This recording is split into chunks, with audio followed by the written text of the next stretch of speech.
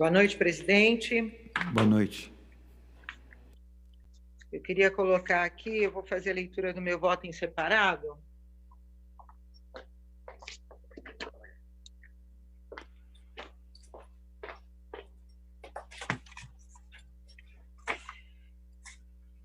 Então, vamos lá.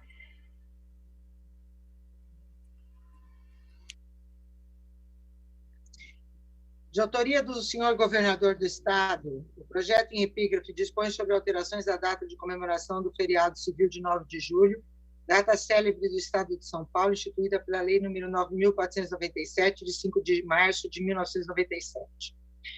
Decorrido o período de pauta, tramitando em regime de urgência e propositura, foi encaminhado ao Congresso de Comissões, que deve se manifestar conjuntamente por força da convocação extraordinária realizada pelo presidente da Assembleia Legislativa, nos termos do artigo 18, inciso 3, a linha D do Regimento Interno.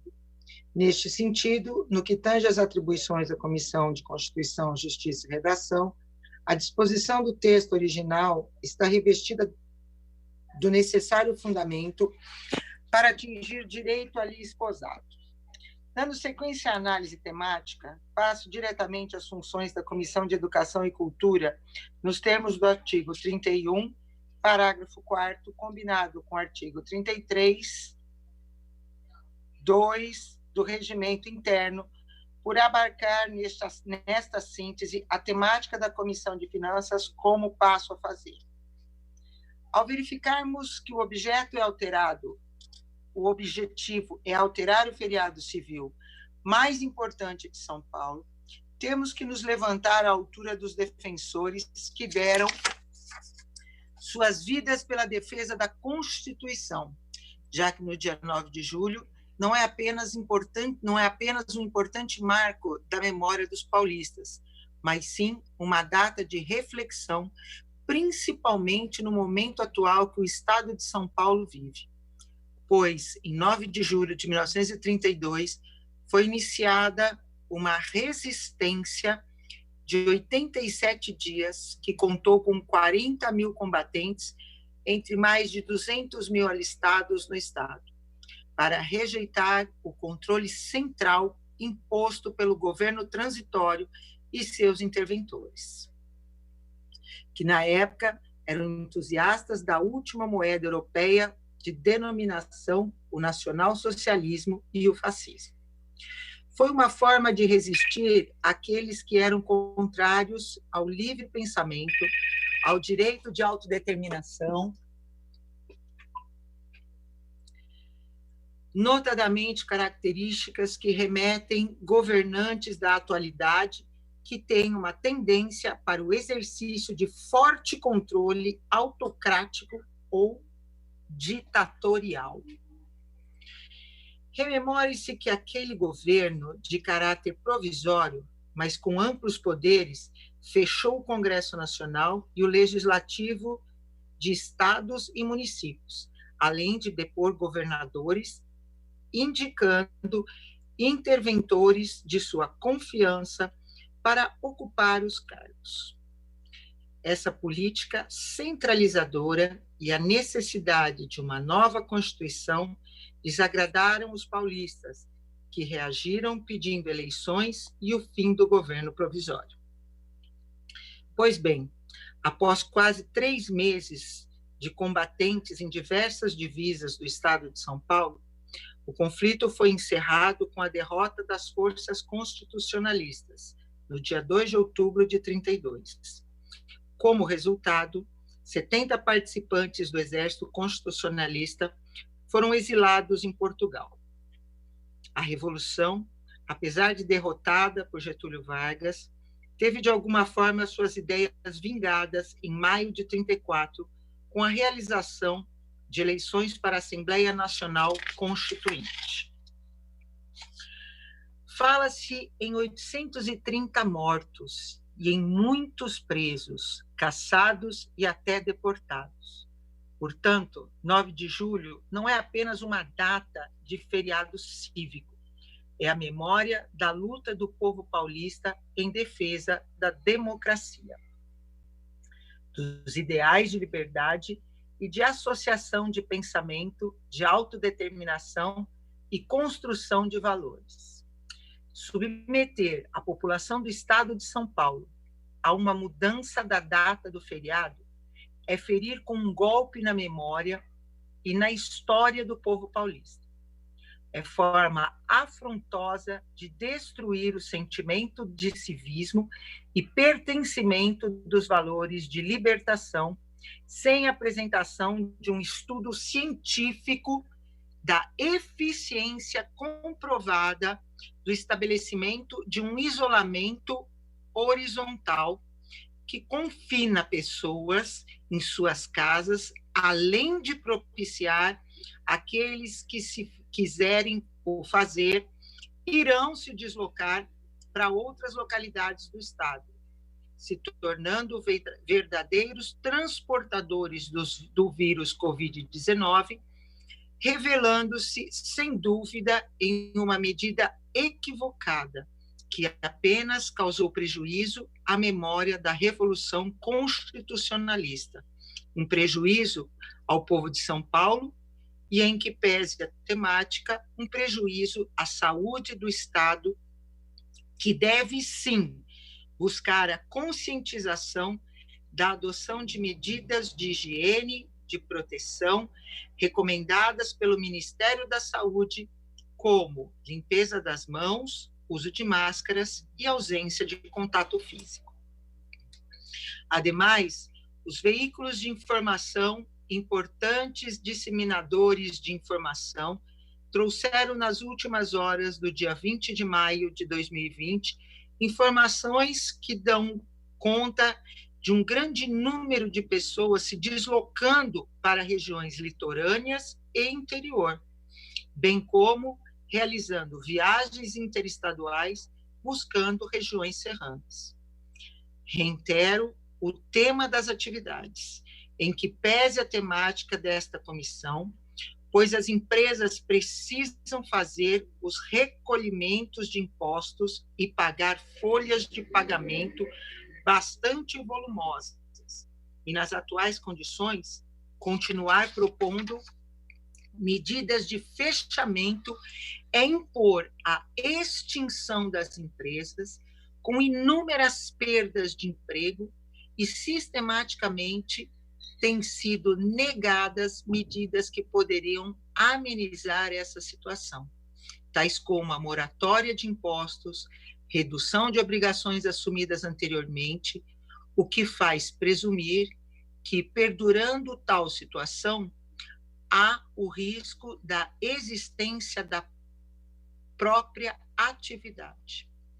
Por outro lado, o governador tem atuado de modo a manter diversas atividades que lhe são convenientes, o que quebra a isonomia entre o Estado e os municípios, que também seriam afetados com a mudança da data requerida no projeto de lei.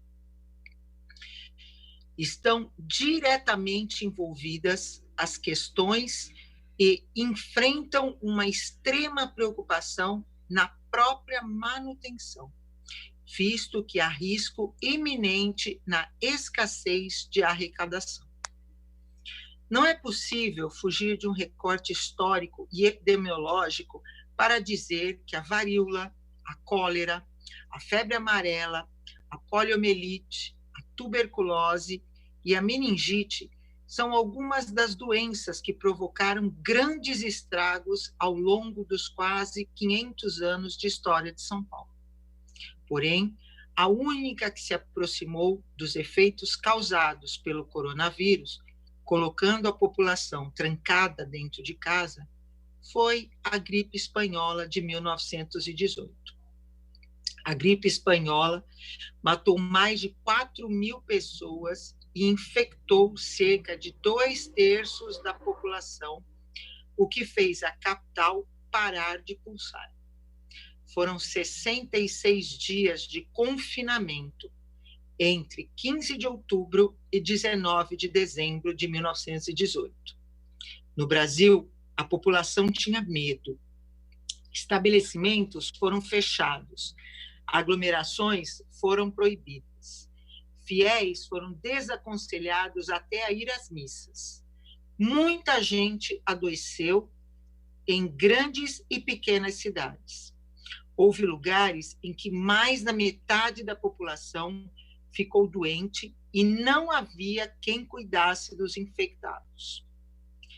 Os mortos eram tantos que houve pane nos serviços funerários.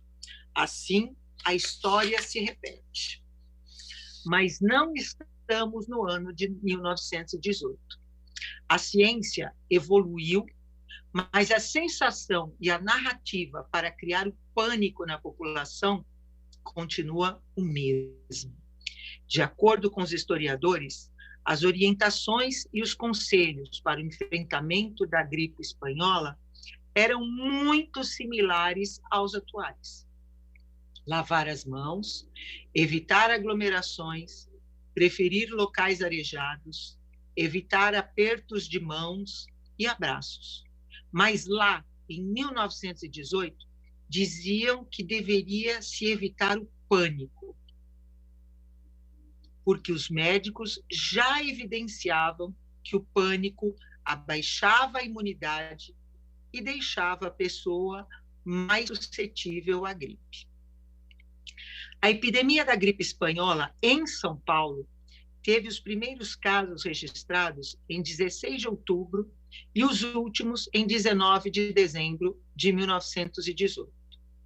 Em pouco mais de 2 meses, foram notificados 116.777 infectados, 22,32% da população da capital de São Paulo, sendo 86.366 apenas no mês de novembro.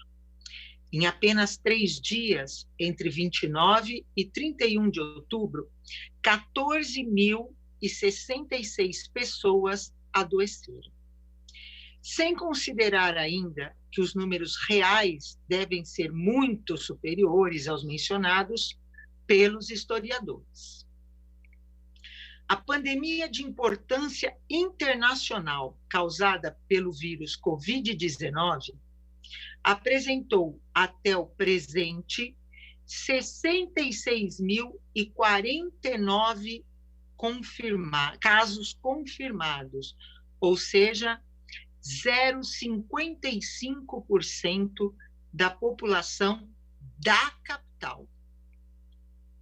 E 5.147 mortes em todo o estado de São Paulo. O que demonstra, além de tudo, que o sistema de saúde não foi desenhado a partir de experiências anteriores, projetando o crescimento da população.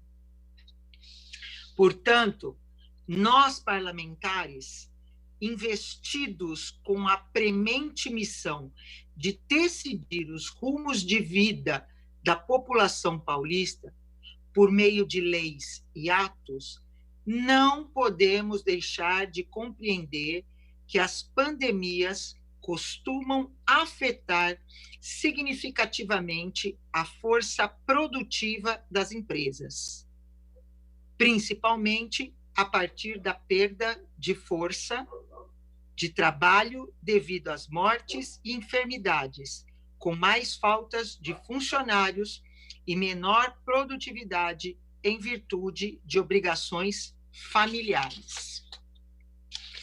Distanciamento social e medo de infecções, bem como interrupções operacionais, incluindo paradas e atrasos nas redes de transporte e cadeias de suprimentos, redução de demanda dos clientes, dano à reputação da empresa e a resposta de uma organização a um surto for vista como ineficaz ou se suas comunicações com as partes interessadas, internas ou externas, forem vistas como incompletas ou enganosas.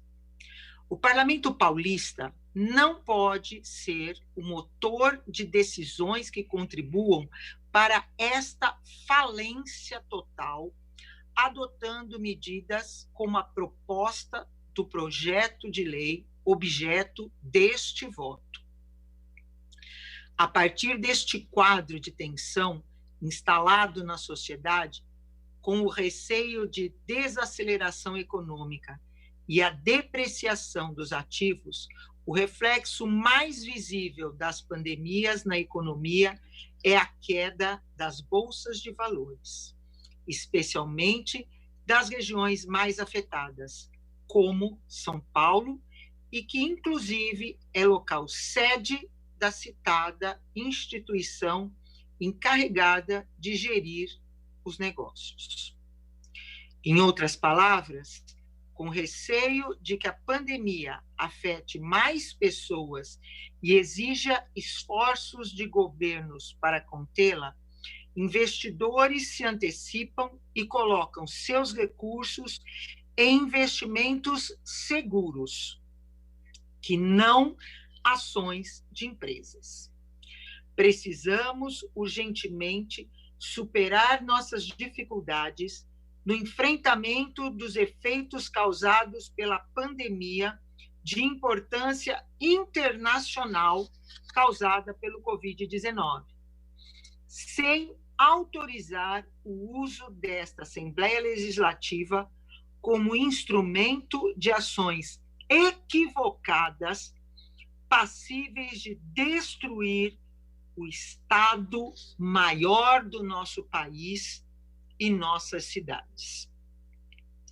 Por fim, somos contrários ao substitutivo número 1, apresentado ao PL, bem como as demais emendas apresentadas, especialmente a emenda 3, de autoria do nobre deputado Paulo Fiorilo, para instituir lockdown de 15 dias, proibindo a circulação de pessoas e veículos. Isto posto, este é o meu voto contrário ao projeto de lei número 351 de 2020. Muito obrigada, presidente.